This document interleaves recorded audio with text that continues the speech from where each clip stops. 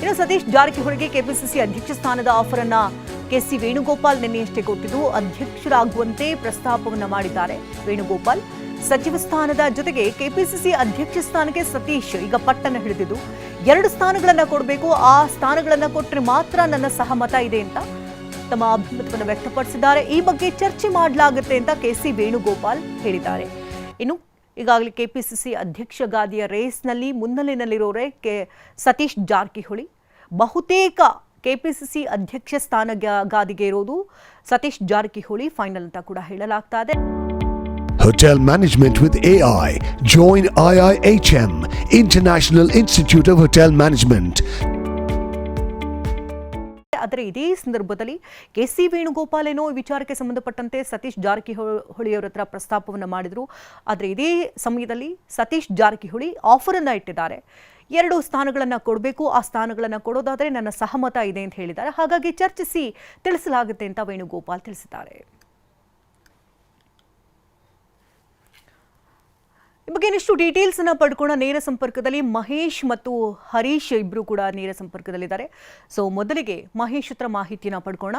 ಮಹೇಶ್, ನಾವು ಗಮನಿಸ್ತಾ ಇದೀವಿ ಸಾಕಷ್ಟು ಬೆಳವಣಿಗೆಗಳಾಗ್ತಾ ಇದೆ. ಒಂದ್ ಕಡೆ ಡಿ.ಕೆ. ಶಿವಕುಮಾರ್ ಹಾಗೆ ಸಿದ್ದರಾಮಯ್ಯನವರು ಇಬ್ರು ಕೂಡ ದೆಹಲಿಗೆ ತೆರಳಿದ್ದಾರೆ. ಅಲ್ಲಿ ಹಿರಿಯ ನಾಯಕರೊಟ್ಟಿಗೆ ಮಾತುಕತೆಯನ್ನ ನಡೆಸ್ತಾರೆ ಅಂತ ಹೇಳಲಾಗ್ತಾ ಇದೆ. ಜೊತೆಗೆ ಕೆಪಿಸಿಸಿ ಅಧ್ಯಕ್ಷ ಸ್ಥಾನ ಗಾದಿಗೆ ಇರೋದು ಈಗ ಸತೀಶ್ ಜಾರಕಿಹೊಳಿ ಬಹುತೇಕ ಫಿಕ್ಸ್ ಅಂದ್ರೂ ಕೂಡ ಒಂದಷ್ಟು ಬೇಡಿಕೆಗಳನ್ನ ಕೂಡ ಇಟ್ಟಿದ್ದಾರೆ.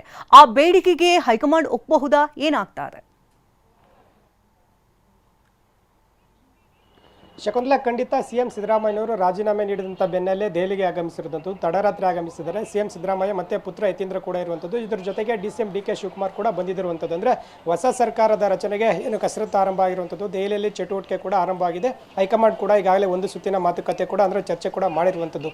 ಮುಂದೆ ಯಾವ ರೀತಿ ಸರ್ಕಾರ ರಚನೆ ಆಗಬೇಕು, ಯಾವೆಲ್ಲ ಸಚಿವರನ್ನ ಆಯ್ಕೆ ಮಾಡ್ಕೊಳ್ಬೇಕು, ಮತ್ತೆ ಎಷ್ಟು ಸಚಿವರನ್ನ ಪ್ರಮಾಣ ವಚನಕ್ಕೆ ಸಿದ್ಧತೆ ಮಾಡಿಕೊಳ್ಬೇಕು, ಸೂಚನೆ ನೀಡಬೇಕು ಅನ್ನೋದು ಕೂಡ ಈಗ ಸಭೆಯಲ್ಲಿ ಪ್ರಸ್ತಾಪ ಆಗಿದೆ. ಅಧಿಕೃತವಾಗಿ ಇವತ್ತು ಏನು ಡಿ.ಕೆ. ಶಿವಕುಮಾರ್ ಒಟ್ಟಿಗೆ ಕೂಡ ಚರ್ಚೆ ಮಾಡ್ತಾರೆ. ಅದರ ಜೊತೆಗೆ 9 ಗಂಟೆ ಸುಮಾರಿಗೆ ಸೋನಿಯಾ ಗಾಂಧಿ ನಿವಾಸದಲ್ಲಿ ಸೋನಿಯಾ ಗಾಂಧಿ ಮತ್ತು ರಾಹುಲ್ ಗಾಂಧಿ ಅವರನ್ನ ಸಿಎಂ ಸೇರಿದಂತೆ ಡಿ.ಸಿ.ಎಂ ಕೂಡ ಏನು ಭೇಟಿಯಾಗಲಿದ್ದಾರೆ ಮಾಹಿತಿ ಕೂಡ ಲಭ್ಯವಾಗಿರುವಂಥದ್ದು. ಇದಾದ ನಂತರನೇ ಖರ್ಗೆ ಜೊತೆ ಮಾತುಕತೆ ಮಾಡ್ತಾರೆ. ಇನ್ನು ಪ್ರಮುಖವಾಗಿ ಈಗ ಕೆಪಿಸಿಸಿ ಅಧ್ಯಕ್ಷ ಸ್ಥಾನಕ್ಕೆ ಸತೀಶ್ ಜಾರಕಿಹೊಳಿ ಹೆಸರು ಕೂಡ ಮುನ್ನೆಲೆಗೆ ಇರುವಂಥದ್ದು. ಈ ಹಿನ್ನೆಲೆಯಲ್ಲಿ ನಿನ್ನೆ ಕೆಸಿ ವೇಣುಗೋಪಾಲ್ ಅವರಿಗೆ ಕೆಪಿಸಿಸಿ ಅಧ್ಯಕ್ಷರನ್ನ ಪಡೆದುಕೊಳ್ಳುವಂತೆ ಏನು ಆಹ್ವಾನ ಕೂಡ ನೀಡಿರುವಂಥದ್ದು. ಆದರೆ ಇದಕ್ಕೆ ಏನು ಇದರ ಜೊತೆಗೆ ಕೆಪಿಸಿಸಿ ಅಧ್ಯಕ್ಷ ಸ್ಥಾನದ ಜೊತೆಗೆ ಸಚಿವ ಸ್ಥಾನ ಕೊಡಿ ಅನ್ನೋದು ಕೂಡ ಈಗ ಬೇಡಿಕೆ ಇಟ್ಟಿರುವಂಥದ್ದು. ಹೀಗಾಗಿ ಹೈಕಮಾಂಡ್ ಅದನ್ನು ಚರ್ಚೆ ಮಾಡ್ತೀವಿ ಅನ್ನೋದು ಕೂಡ ಹೇಳ್ತಾ ಇದ್ದಾರೆ. ಯಾಕಂದರೆ ಈಗ ಹೈಕಮಾಂಡ್ ನಿರ್ದೇಶನದಂತೆ 1 ಮ್ಯಾನ್ 1 ಪೋಸ್ಟ್ ಅನ್ನೋದು ಕೂಡ ಮಾತ್ರ ಸದ್ಯಕ್ಕೆ ಮಾಹಿತಿ ಇರುವಂಥದ್ದು. ಆದರೆ ಇದುವರೆಗೂ ಇದ್ದಂಥ ಲೆಕ್ಕಾಚಾರ ನೋಡೋದಾದರೆ ನಮಗೆ ಸಚಿವ ಸ್ಥಾನ ಕೂಡ ಜೊತೆಗೆ ಕೆಪಿಸಿಸಿ ಸ್ಥಾನ ಕೊಟ್ಟರೆ ಮಾತ್ರ ಇದಕ್ಕೆ ಒಲವು ತೋರ್ತೀನಿ ಅನ್ನೋದು ಕೂಡ ಏನು ಹೈಕಮಾಂಡ್ಗೆ ತಿಳಿಸಿರುವಂಥದ್ದು. ಹೀಗಾಗಿ ಒಂದಷ್ಟು ಚರ್ಚೆ ಕೂಡ ಆರಂಭ ಆಗುತ್ತೆ. ಅಂದರೆ ಅಟ್ ಎ ಟೈಮ್ ಈಗ ಸಿಎಂ ಹೆಸರು ಕೂಡ ಘೋಷಣೆ ಆಗುತ್ತೆ, CLP ಸಭೆ ಮಾಡಬೇಕಾಗುತ್ತೆ, ಹೊಸ ಸರ್ಕಾರದ ರಚನೆಗೆ ಸಾಕಷ್ಟು ತಯಾರಿ ಕೂಡ ನಡೆಸಬೇಕಾಗುತ್ತೆ.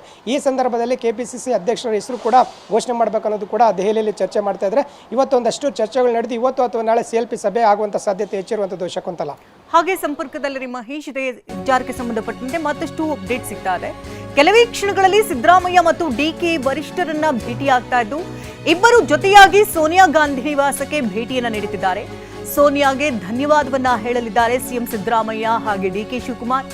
ಕೆಲವೇ ಕ್ಷಣಗಳಲ್ಲಿ ಇಬ್ಬರೂ ನಾಯಕರು ಕೂಡ ಒಟ್ಟಿಗೆಯಾಗಿ ವರಿಷ್ಠರ ಭೇಟಿಯಾಗ್ತಿದ್ದಾರೆ. ಜೊತೆಯಾಗಿ ಸೋನಿಯಾ ಗಾಂಧಿ ನಿವಾಸಕ್ಕೆ ಈಗಾಗಲೇ ಇಬ್ಬರು ನಾಯಕರು ಭೇಟಿಯನ್ನ ಕೊಟ್ಟಿದ್ದು ಸೋನಿಯಾ ಗಾಂಧಿಗೆ ಧನ್ಯವಾದವನ್ನ ಸಲ್ಲಿಸಲಿದ್ದಾರೆ ಸಿದ್ದರಾಮಯ್ಯ ಹಾಗೂ ಡಿ.ಕೆ.